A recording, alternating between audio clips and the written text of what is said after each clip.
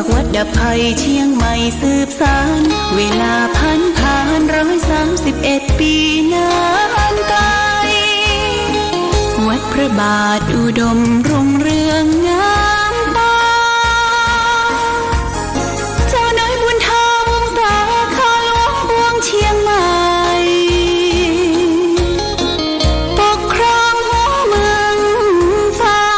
ทุ่มเทแรงกายแรงใจทุกชาติพันธุ์รวมใจรักษา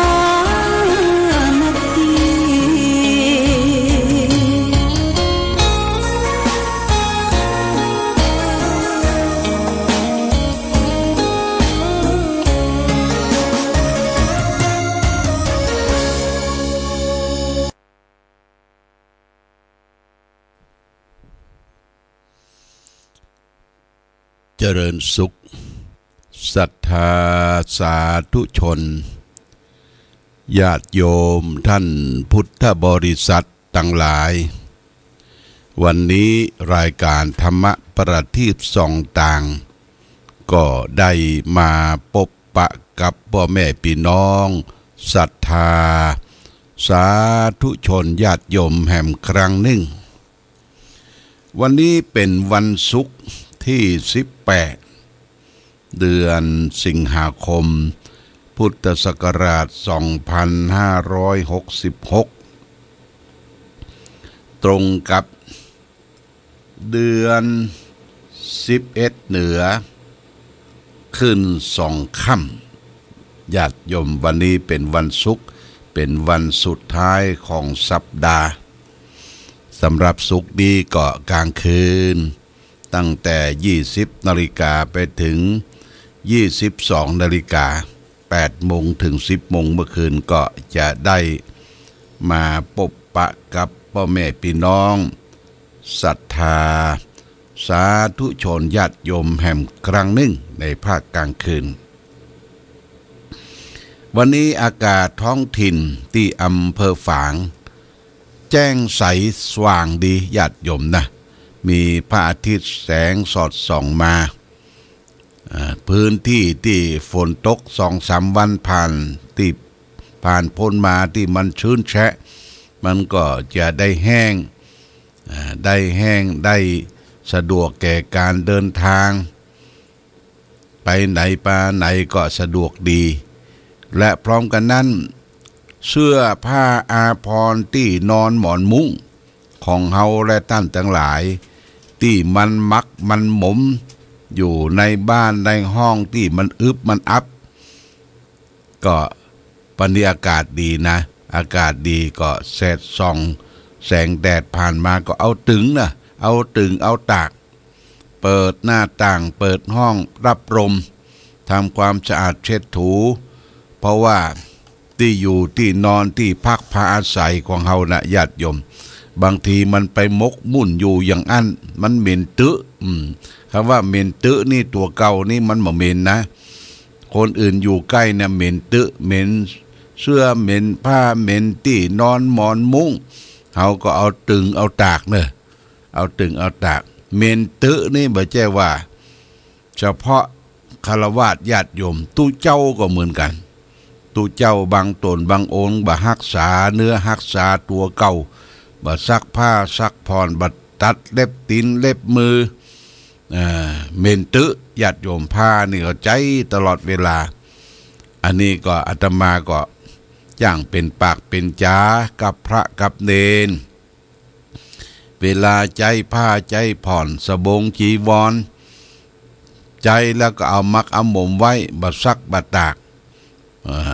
เพราะฉะนั้นการทำบุญทุกครั้งอย่างงานตาลพระอาบน้ำฝนนี่ก็ได้เอาผงซักผ้าและก็น้ำยาปรับผ้านุ่มมาตาลให้พระเฮือนเด่นได้ดูแลตัวเก่าซักผ้าซักผ่อนเอาตึงเอาตากอย่างน้ำยาปรับผ้านุ่มก็เหมือนกันญาติโยมนะเอาซักผงเสร็จเรียบร้อยแล้วเอาซวกน้ำ3 น้ำนี่อู้ถึงซักมือนะบ่ใช่ซักเครื่องนะซวกน้ำ3 น้ำ เสร็จเรียบร้อยก็เอาน้ำยาปรับผ้านุ่มใส่น้ำแล้วก็เอาผ้าครัวเฮาในแจ้แล้วก็พอสัก5 นาที10 นาทีก็เอามาปั้นแล้วก็สะเปิกคือมันแห้งแล้วก็เอาไปตึงไปตากที่มันได้ลมได้แดดมันจะบำเพ็ญตึญาติโยมนะบำเพ็ญตึเหม็นตึงกินตัวคนนี่มันแห้งญาติโยมกลิ่นตัวคนนี่แห้งมันขับถ่ายเอาของเสียในร่างกายเฮาออกมาตั้งลุ่มก็ดีตั้งยักกะแลก็ดีที่ไหนก็ดี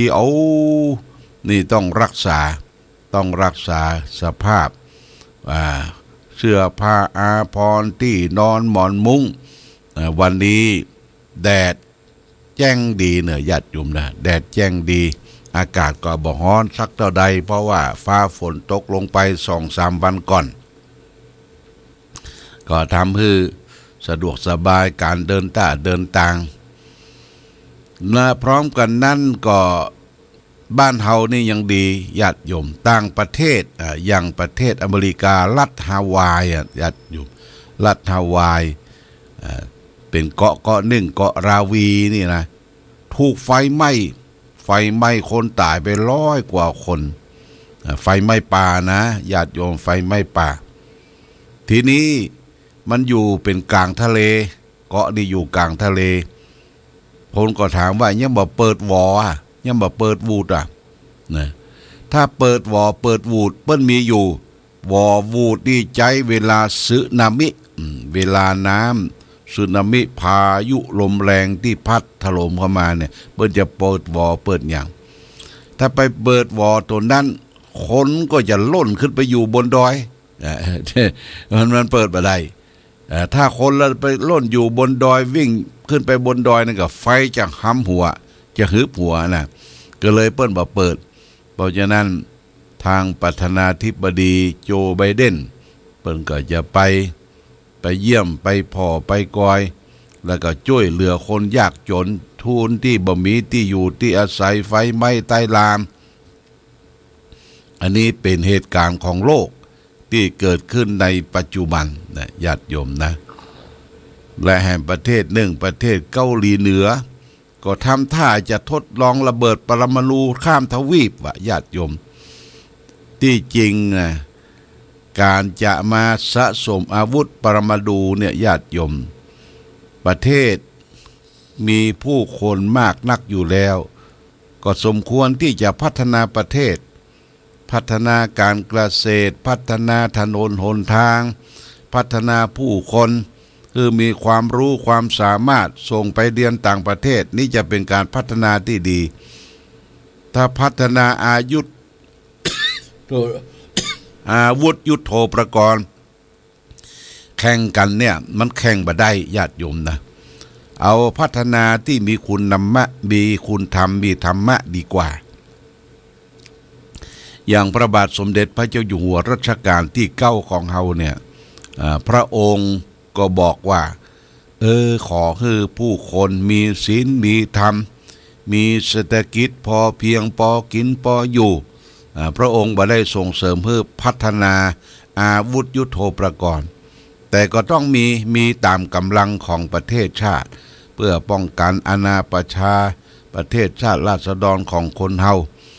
แต่การพัฒนาคนนี่จะเป็นการพัฒนาที่ดีที่สุด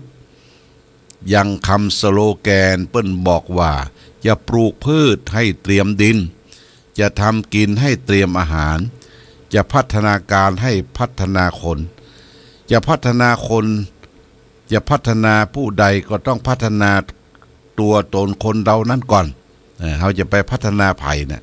คือพัฒนาตัวเราก่อนเราไปจี้เปิ้นจี้เหนียวมันเข้าเรา4 นิ้วเราก็จะต้องพัฒนาตัวเองตัวเก่าเช่นตื่นแต่เจ้ารับแต่ดึกทำประโยชน์ให้แก่ครอบครัวแก่สถานที่แต่ตัวเองและคนอื่นนี่คือการพัฒนาคือทำสิ่งที่มีอยู่แล้วเนี่ยคือดีขึ้นญาติโยมนะสิ่งที่มันมีอยู่แล้วคือดีขึ้นอย่างบ้านที่อยู่ที่อาศัยของเราเนี่ยต้องพัฒนามันมีอยู่แล้ว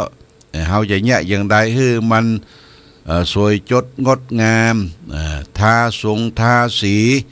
แล้วก็สิ่งใดที่มันลุมันปังก่อซ่อมแซมป่าไม้ต้นตอกอย่างที่เฮาปลูกเฮาฝังมันทึบมันอึบเฮาก็สะสางดอกไม้อย่างก็เอามาปลูกมาฝังไว้นี่คือการพัฒนาบ้านที่อยู่ที่อาศัยบ้านคือวิมานของเรานะบ้านคือวิมานของเรานี่คือพัฒนาบ้านดีแล้วก็ต้องพัฒนาตัวเองตัวเก่าพัฒนาตัวเองตัวเก่าจะปล่อยเนื้อปล่อยตัวตื่นขึ้นมาล้างหน้าล้างตาคัดชีชวีวันแต่งเนื้อแต่งตัวให้เหมาะสมกับสถานะให้เหมาะสมกับวัยให้เหมาะสมกับวัยอย่างคนเฮาวัยกลางคนวัยแก่นี่จะไปแต่งเนื้อแต่งตัวเหมือนกับวัยรุ่นก็บ่เปิงหั่นละญาติโยมน่ะบ่เปิงโอ้เขาเปิ้นจะว่าคนเฒ่าสลิดนั่นละนะคนเฒ่าสลิดเขาจะว่าเฮาบ่เปิงหั่นละเพราะฉะนั้นก็ต้องดูสภาพตัวเองตัวเก่าอันนี้คือการพัฒนาทำสิ่งที่มีอยู่แล้วในให้ดีขึ้นเจริญขึ้นนี่เป็นเรื่องที่ฝากไว้ญาติโยมท่านสาธุชนทั้งหลายประเทศชาติบ้านเมืองของเฮาตอนนี้เปิ้นก็ยังเลือกตั้งนายกรัฐมนตรีบ่ได้เตื้อเลือกตั้งสสมาได้3 เดือนละญาติโยมวันที่22นี่ประธานสภาเปิ้นจะเรียกท่านผู้แทนราษฎรทั้งสวขึ้นมาร่วมกันพิจารณาว่าบัดนี้เปิ้นมอบเพื่อพรรคเพื่อไทยเป็นผู้จัดตั้งรัฐบาลเพื่อไทยนี่ก็จะไปผสมกับพรรคไหนพวกไหนราษฎรคนใดก็เปิ้นจะพยายามอย่างยิ่งเพื่อตั้งรัฐบาลเป็นจะได้จะต้องรัฐบาลปัจจุบันของพลเอกประยุทธ์เนี่ยรักษาการอยู่นะญาติโยมรักษาการก็ทำได้บ่เต็มที่อย่างงบประมาณที่จะมีการใช้จ่ายงบประมาณนี่ลำบากจะต้องมีตั้งรัฐบาลแล้วก็มีตั้งรัฐมนตรีนายกรัฐมนตรีนั้นนี่เกษตรคมนาคมรัฐมนตรีการคลังพาณิชย์มหาดไทยเราเนี่ยต้องตั้งแล้วก็คือเปิ้นได้ทำงานแล้วก็เพื่อจะได้พัฒนาประเทศชาติบ้านเมืองของเราเจริญขึ้นแต่ในปัจจุบันเราอาศัยข้าราชการประจำนี่ก็มีตั้งแต่อธิบดีรองอธิบดีกรมการผู้ว่าราชการจังหวัดต่างๆนี่ทำงานท่านนายอำเภอท่านปลัดท่านอย่างนี้เป็นครูบาอาจารย์เป็นตำรวจเป็นทหารเพราะว่าทำงานเป็นข้าราชการประจำข้าราชการการเมืองนี่เปิ้นจะเป็นตัวแทนของพี่น้องประชาชนที่เขาเลือกสรรเข้าไปเนี่ยเปิ้นจะไปเป็นนายกก็จะไปเป็นรัฐมนตรีก็เนี่ยเขาเลือกสรรเข้าไปเป็นปากเป็นจาเป็นหูเป็นตาแทนพี่น้องประชาชนเพื่อจะได้ไปบริหารงบประมาณเนี่ยเอามาจากที่ไหนญาติโยมงบประมาณก็ได้มาจากภาษีของราษฎรภาษีลงเรือภาษีที่ดินภาษีทุกอย่างที่เปิ้นเก็บได้เอาไปเป็นกองทุนเพื่อจะได้มาพัฒนาประเทศชาติบ้านเมืองอย่างข้าราชการที่ทำงานตึงวันที่เขาเป็นผู้เสียภาษีแล้วก็ภาษีรายได้เงินต่างๆนั่นเพิ่งก็ไปให้ตำรวจทหารบริหารจัดการดูแลความสุขผาสุขให้แก่พ่อแม่พี่น้องประชาชนนี่เขาเป็นเจ้าของประเทศญาติโยมนะเจ้าของประเทศพี่น้องประชาชนเนี่ยมีการเสียภาษีรายได้ภาษีส่วนบุคคลภาษีลดภาษีอย่างทุกอย่างอันนี้เป็นเรื่องของการปกครองโดยระบอบประชาธิปไตยโดยมีพระมหากษัตริย์เป็นประมุขของประเทศ นนี้ประเทศไทยนะประเทศอื่นเพิ่งก็มีการปกครองหลายแบบเช่นทหารไปยึดอำนาจพ่องนะไปยึดอำนาจของพี่น้องประชาชนและการปกครองโดยกษัตริย์พ่อง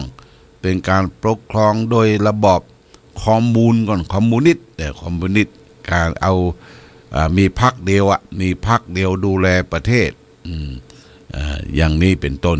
เพราะฉะนั้นเราอยู่ประเทศไทยก็ถือว่าเป็นประเทศที่สมบูรณ์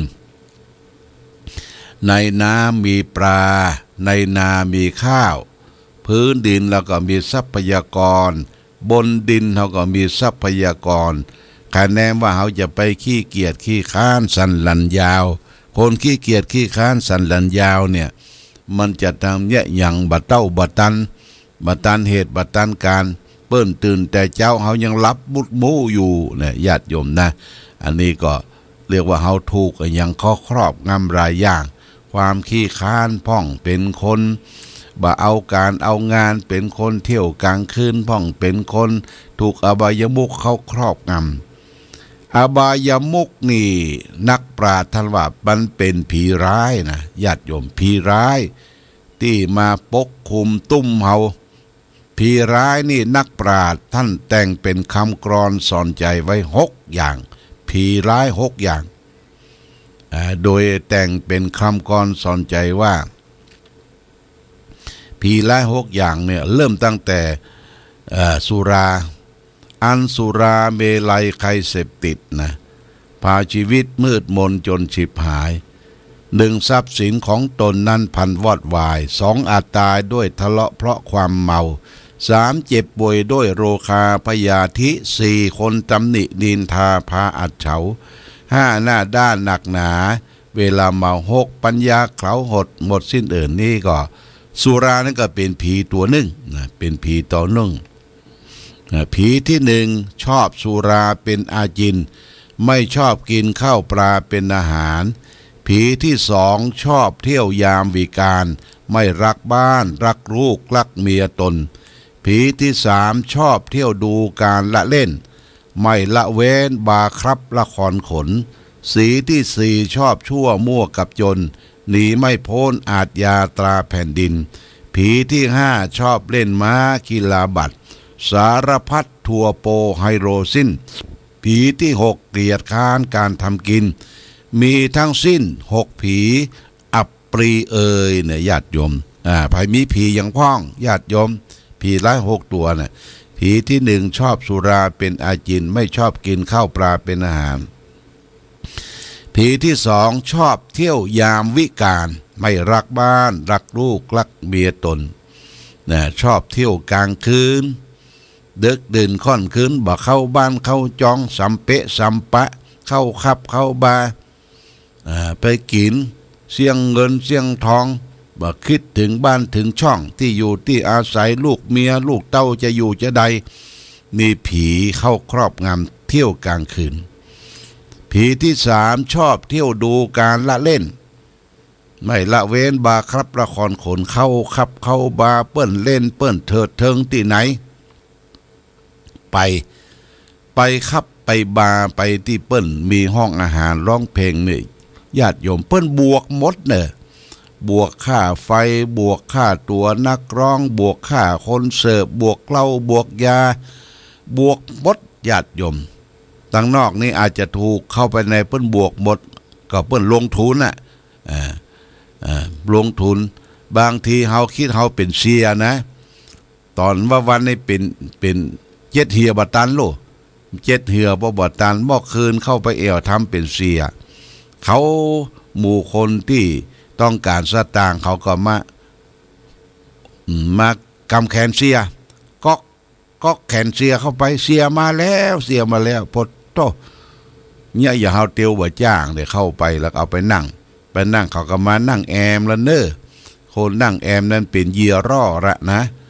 ผู้หญิงที่แต่งตัววบแบนใส่กลิ่นน้ำอบน้ำหอมอู้จ้าสิ่งตั้งหลายตั้งปวงเขาบ่เคยฟังนะบ่ได้ยินนะดังนอกเนี่ยยินกับกำแจ้งจักฮักกระดูก โอ้อยู่กับ ภรรยาอยู่กับครอบครัวสามีเปิ้นก็ซ้ำบ่แต่งตัวแต่งหยังเนี่ยไปให้มันแต่งตัวลูกกินก็ได้กินก็ได้ลดอาหารบางทีเขาจะตักอาหารใส่ปากเขาบ่ฮื้อตักเลยตักป้อนเข้าปากว่าปดโตญาติโยมเสร็จแล้วได้สักชั่วโมง2 ชั่วโมงได้ที่เปิ้นก็มาคิดสตางค์แหละค่านั่งค่าเสิร์ฟอาหารค่าฟังเพลงค่าที่เปิ้นมานั่งชิดนั่งใกล้เนี่ยปาไปบวก5-6-7 พันบางที่เป็นหมื่นออกจากที่ห้านมาโอ้เบาเนื้อเบาตัวเบาสตางค์เบาถุงสตางค์ญาติโยมแทนที่เงินเป็น5-6-7 พันเป็นหมื่นนะเอามาบริหารลูกน้องเอามาบริหารกิจการเอามาบริหารครอบครัวให้ลูกเมียได้อยู่เย็นเป็นสุขได้กินอาหารที่ดีได้นุ่งผ้านุ่งผ่อนที่ดีบ่ยะเอาไปปั่นให้แก่คนอื่นเนี่ยคือเที่ยวกลางคืนนะญาติโยมเที่ยวกลางคืนเที่ยวดูการละเล่น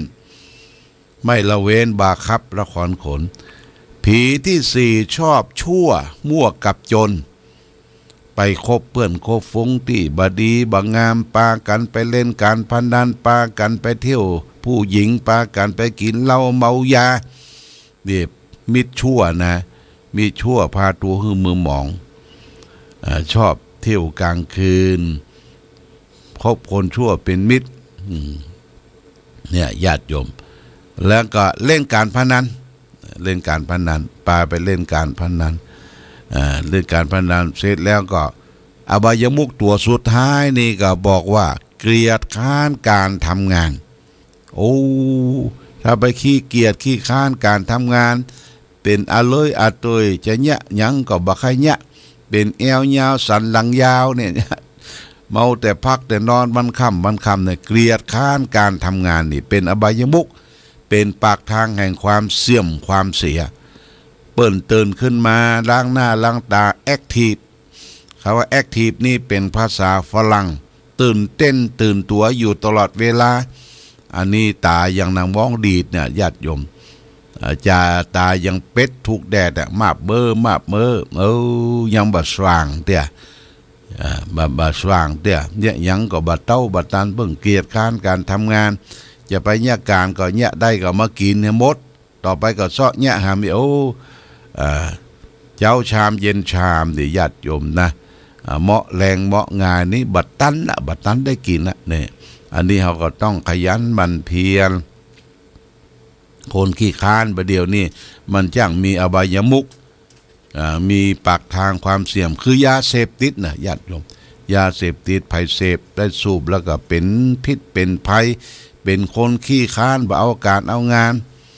เสาะลักเสาะเม็ดเสาะจกเสาะยิบช่วยของคนอื่นนะแล้วก็ได้สตางค์มาเลยเอามาซื้อยา